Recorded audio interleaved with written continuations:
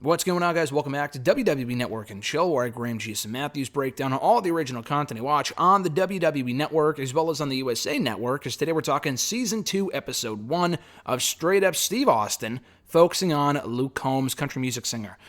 Before I go any further with the review, I would be remiss if I did not mention my exclusive interview with Stone Cold himself for Bleacher Report from last Friday. Check out the audio of the interview right now here on the channel from Friday. It was an awesome interview, one of my favorites I've ever done, and the article itself is up right now on Bleacher Report. So check out that full article, check out the full interview. We talk a lot about Straight Up Steve Austin, podcasting, hosting, reality TV, the current WWE product, his last Raw appearance in March of last year, and so much more. It was a really fun interview, so check it out right now on Bleacher Report and right here on the channel.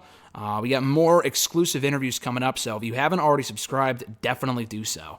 But yeah, we had the Season 2 premiere of Straight Up Steve Austin last night after Raw, and it was a good episode. I honestly knew nothing about Luke Combs. I don't even know if I've heard the name before, Luke Combs, aside from when I talked to Steve a couple of weeks ago.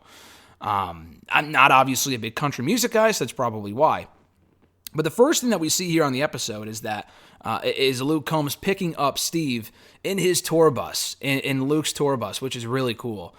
Steve told me when we talked that these were actually filmed right before the pandemic, so in early 2020. So the footage is like a year old, but that's why, if you're wondering, I mean, I'm not sure if other reality TV shows are wearing masks anyway, like Toto Bellas, for example, was filmed during the pandemic, and rarely ever does anyone wear masks with each other in the house and stuff like that. But they do wear it sometimes.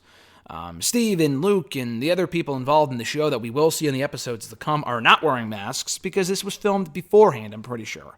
But yeah, so Luke picks up Steve in his tour bus. He talks about building the bus, how it kind of came to be, talks about the rush that he gets at performing in a concert, and then he drinks at all times. He drinks before the concerts, he drinks during the concerts, he drinks after the concerts. He's always drinking, he said. So he and Steve have that in common.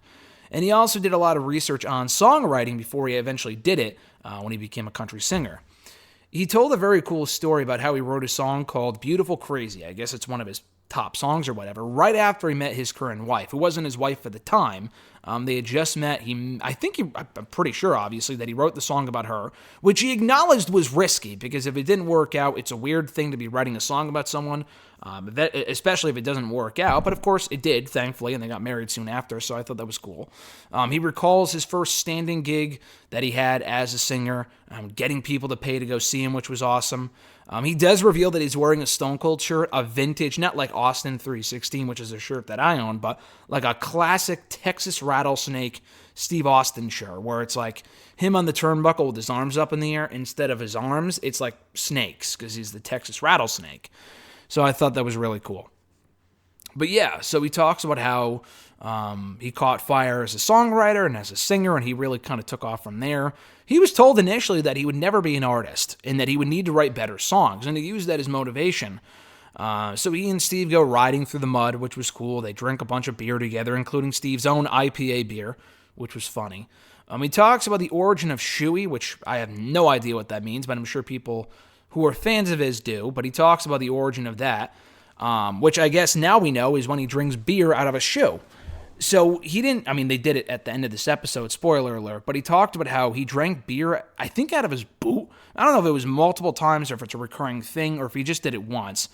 But he did it during one of his concerts, and he got sick afterward, unsurprisingly, because that is so unsanitary, it's disgusting.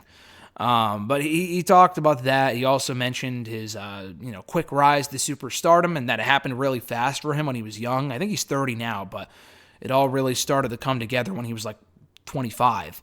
But he only really started hearing from famous people, like people that are now his peers, about 2 years ago. And his goal was always to earn their respect. And he talked about getting to hang out with Luke Bryan, having his phone number, getting to text him whenever he wants, hanging out with Willie Nelson. And I guess Willie Nelson told him to just keep doing what he was doing. And he actually revealed that he never went on an airplane until he was 25. Which isn't that bizarre. Some people just don't travel, but I guess in his case it is, because he didn't get big until around that point.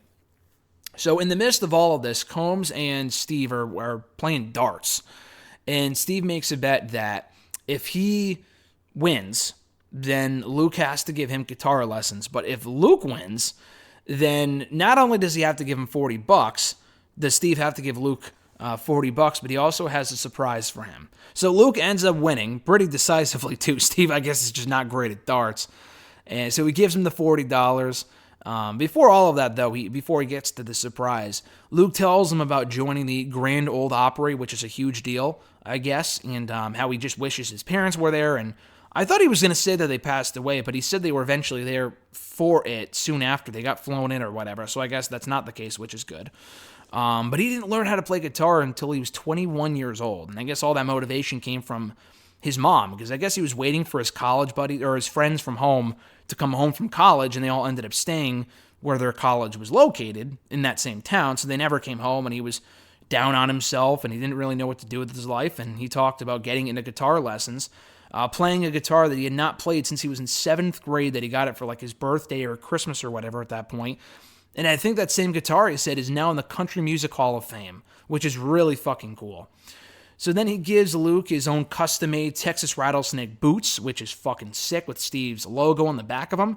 And then they drink beer out of them, which, again, I think is gross, but it made, especially in times of COVID, but this is pre-COVID, so I guess we can give it a pass. But I thought this was a really cool episode. For someone that I'm not overly familiar with at all, Luke Combs, I thought he came off as a really cool, genuine, down-to-earth dude.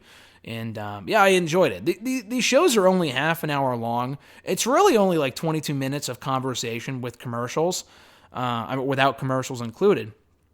So you don't really get the full scope of the person that you would in like a Broken Skull Sessions or the Steve Austin Show on Podcast 1. But the activities are really what makes this show fun. And that's what made Season 1 a lot of fun. And Season 2, they have just a wide variety of guests, from Joe McHale, Brett Favre, Charlotte Flair, Tiffany Haddish, and Ice-T coming up next week. So there might be more that I'm forgetting. Bert Kreischer, I think his name is. I think he's on the Go Big Show or whatever it is on TNT. Yeah, they got a lot of cool guests coming up. So I'm looking forward to all of them. And we got Ice-T coming up next week specifically, so that one should be fun. But be sure to check out all my other Steve Austin, or rather straight-up Steve Austin reviews right here on the channel in the description box down below. We're going to be back, I think, either next Tuesday or Wednesday with the Ice-T review. It might be Wednesday, but it really depends on what the schedule is at that point. But you can like this video, drop a comment, share the video, and subscribe to the channel for more daily content. And yeah, like I said earlier, be sure to check out my exclusive interview right now with Steve Austin himself, talking all about straight-up Steve Austin, Luke Combs. That actually is the picture for the article, which is awesome. We talk all about that. We talk about WWE, his last Raw appearance, who he's watching right now, who's impressing him, podcasting, talked a lot about that, and even the "I'll catch your ass down the road" catchphrase, which I use at the end of every single one of my videos and podcasts and stuff. I got to ask him about that as well. So that was a lot of fun. That was a cool bucket list moment for me. So check it out right now on Bleacher Report and right here on the channel from last Friday. And like I said earlier, be sure to subscribe. You're never going to want to miss a video. We got more exclusive interviews coming up all the time, including with Fandango. We got Fandango tomorrow here on the channel, which is awesome. That article will also be up on Daily DDT as well. So check that out right now. That was a lot of fun to do too. And yeah, so just be sure to subscribe. You're never going to want to miss an interview that goes up here in the channel, including with whether it be Steve Austin or another big name that I have yet to reveal that might be coming up later this week. So have an awesome one, guys. I'm Graham G. Matthews, and I'll catch your ass down the road.